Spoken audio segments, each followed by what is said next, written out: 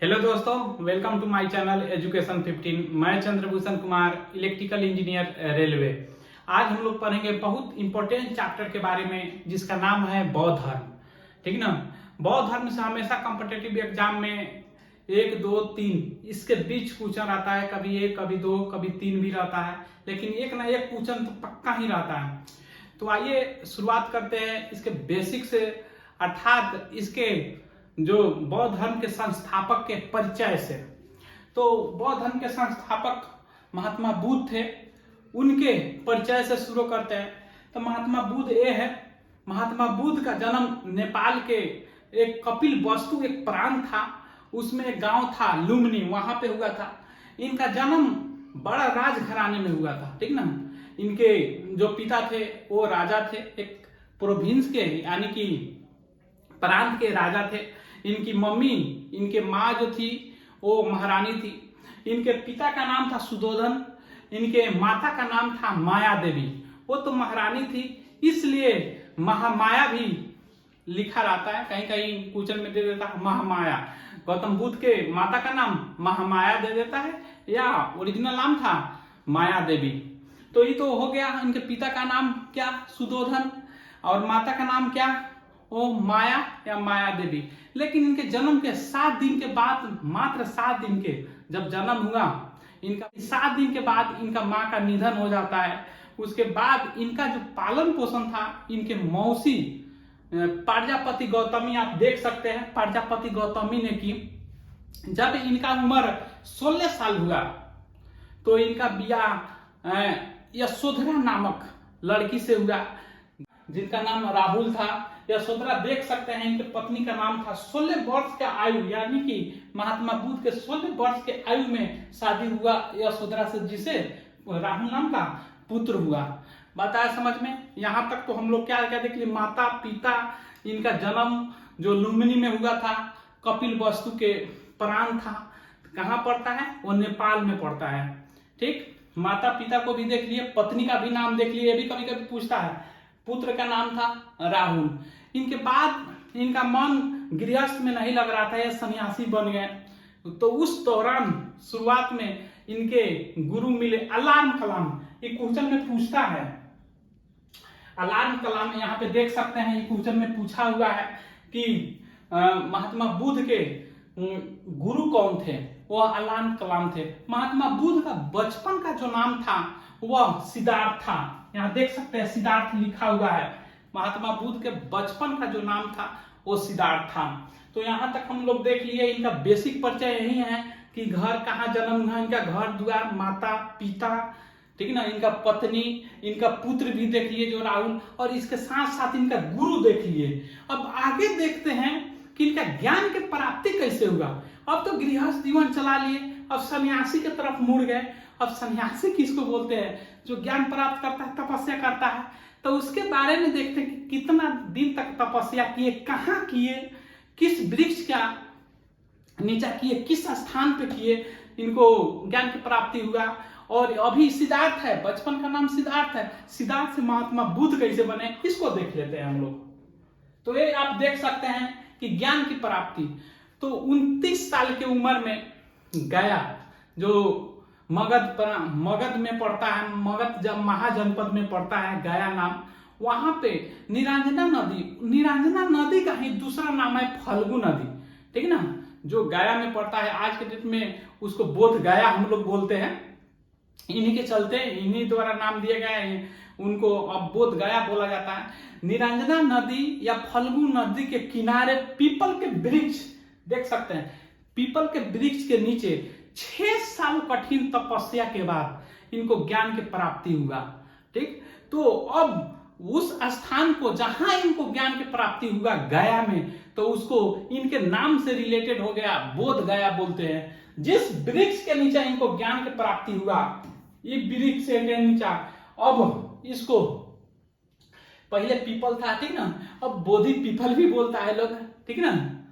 अब तो इसका जनरेशन, तीसरा जनरेशन शायद चल रहा है पीपल का, ये इसको बोधि पीपल भी बोलते हैं या पीपल बोलता है। तो फल्गु नदी के किनारे, कहाँ, किसके नीचा, पीपल के नीचे इनको ज्ञान की प्राप्ति हुई। कहाँ?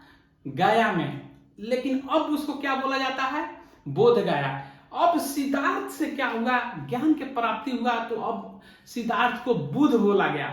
और बुद्ध के पहले गौतम लगाया गया, क्योंकि जो गौतम सिद्धार्थ जो थे यानी कि महात्मा बुद्ध थे, इनका पालन पोषण 7 दिन के बाद ही इनका मां का मृत्यु हो गया, इसलिए इनका पालन पोषण इनके मौसी की प्रजापति गौतमी, इसलिए उनका नाम थोड़ा सा पहले जोड़ लिए, गौतम बुद्ध हो गए।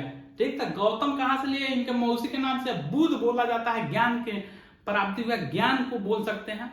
ज्ञान प्राप्ति होने के बाद सिद्धार्थ बुद्ध बने, तो इनका नाम अब क्या होगा, सिद्धार्थ से गौतम बुद्ध हो गया। ज्ञान की प्राप्ति होकर 6 साल कठिन परिश्रम के बाद, कठिन तपस्या के बाद, यानी 29 से 35 में तक। कब ज्ञान की प्राप्ति हुआ, गौतम बुद्ध को 35 साल की उम्र में। ठीक, अब ज्ञान की तो प्राप्ति हो गया। अब देख लिए नीरांजना नदी, 6 साल की तपस्या के, पीपल के पेड़ के, ठीक ना। अब जैसे ही ज्ञान की प्राप्ति, ज्ञानी आदमी होता है वो उपदेश देता है, ठीक ना, तो ये भी उपदेश देना शुरू किए। तो सबसे प्रथम जो गौतम बुद्ध उपदेश दिए वो कहाँ दिए, पूछ देता है क्वेश्चन में से, गौतम बुद्ध अपना प्रथम उपदेश कहाँ दिए, तो वह सारनाथ में दिए। सारनाथ यूपी में पड़ता है। सबसे पहले कहाँ दिए, वह सारनाथ में। सारनाथ को वहां जहाँ पे अपना प्रथम उपदेश दिए थे, उसी को अब धर्म चक्र प्रवर्तन कहा जाता है, ठीक ना।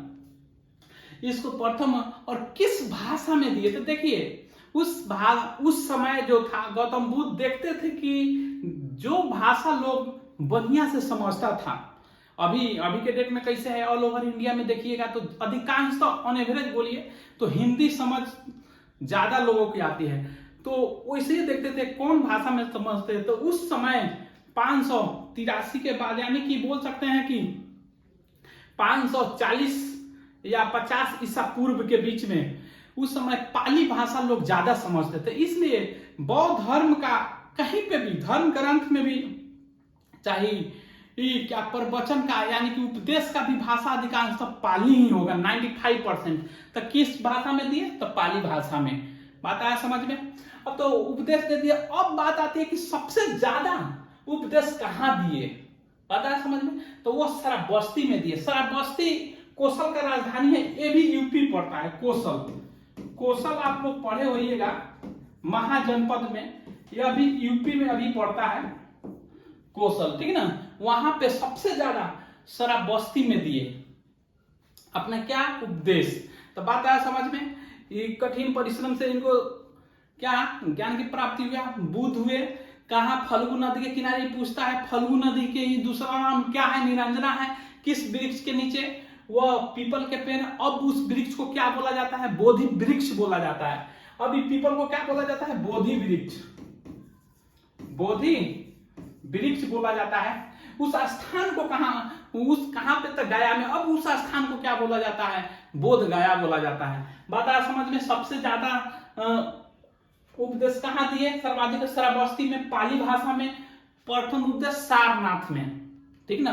अब सारनाथ को क्या बोला, धर्म प्रवर्तन चक्र बोला जाता है। महात्मा बुद्ध को लाइट ऑफ एशिया बोला जाता है, यानी कि एशिया का प्रकाश भी बोला जाता है। तो वो आगे हम लोग देखेंगे। जैसे देखिए, अब तो दे दिए, यहां तक उपदेश देने लगे महात्मा बुद्ध। तो इसी बीच उनका बहुत ऐसा शासक रहा जो उनका अनुयायी बना, यानी कि उनका कहा गया बात को पालन किया। तो उस बीच में 3 शासक आते हैं जो उसका अनुयायी था, ठीक ना। तो कौन कौन थे, तो फर्स्ट में थे बिंबिसार। आप लोग पढ़े होइएगा, सभी को ही पढ़ा होगा। से मगध का संस्थापक बिंबिसार को माना जाता है। तो बिंबिसार, उसके बाद प्रसेनजीत, उसके बाद उदयन। ये क्वेश्चन पूछता है कि इनमें कौन, ठीक ना, गौतम बुद्ध के अनुयायी थे। ये ऑप्शन दे देगा, एक नहीं देगा, या 3 को गलत दे देगा, 1 को सही दे देगा। तो इनको कैसे याद रखेंगे, तो उसमें कुछ नहीं करना है, ठीक ना। बीपी नाम से ब्लड प्रेशर सुनते हैं क्या, बहुत उसका बीपी हाई हो गया है, बीपी यू मैंने आपका बोल सकते हैं। तो सोजन नाम से याद रखना, BP you, blood pressure, you मैंने तुम, बीपी यू लिख दिए। इसी से क्या, बिंबिसार, प्रसेनजीत, और यू से क्या हो गया, उदयन हो गया। तो क्लियर कट आ गया बात समझ में। से इनका अनुयायी कौन कौन था। अब देखिए, इनका 483 ईसा पूर्व में जन्म कब हुआ था? 563 ईसा पूर्व पे।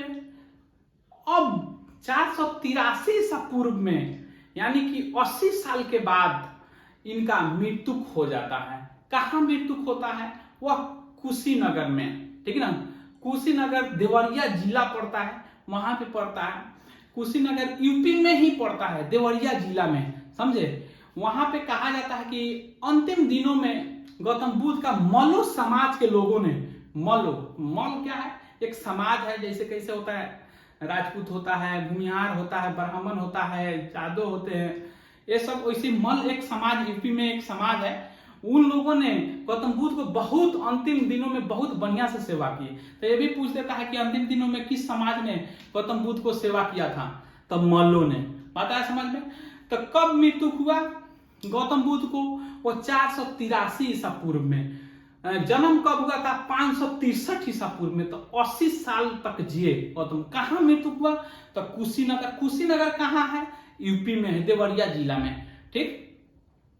तो मृत्यु हुआ, उस डेट को अब बोला जाता है महापरिनिर्वाण। जिस दिन मृत्यु हुआ गौतम बुद्ध को, उसको बोला जाता है महापरिनिर्वाण या मृत्यु।